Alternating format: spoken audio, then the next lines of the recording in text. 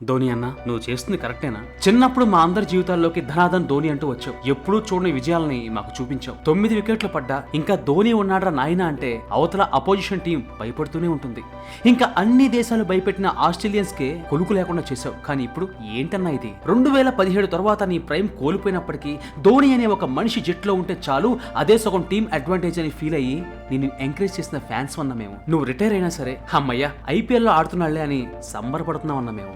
Cricket అనేది కేవలం ఒక ఆట మాత్రమే కాదు, ఒక ఎమోషన్ అన్నట్టు మా జీవితాల్లో లోతుల్లోకి వెళ్ళిపోయేలా చేసిన మనుషుల్లో నువ్వు ముందు వరుసలో ఉంటావు. అలాంటిది ఇప్పుడు నువ్వు చేస్తుంది కరెక్టేనా? ఫ్యాన్స్ నిన్ను, నీ ఆటని చూడాలి అని ఎన్నో వేలు టికెట్ పెట్టి స్టేడియంలోకి రావటం, లేదా అన్ని పనులు మానుకొని టీవీ ముందు ఒక ఓడిపోయే మ్యాచ్ ని అయిపోయే వరకు చూడటం నువ్వు వస్తావని. కానీ నువ్వు మాత్రం ఆఖరికి నెంబర్ 9లో రావటం.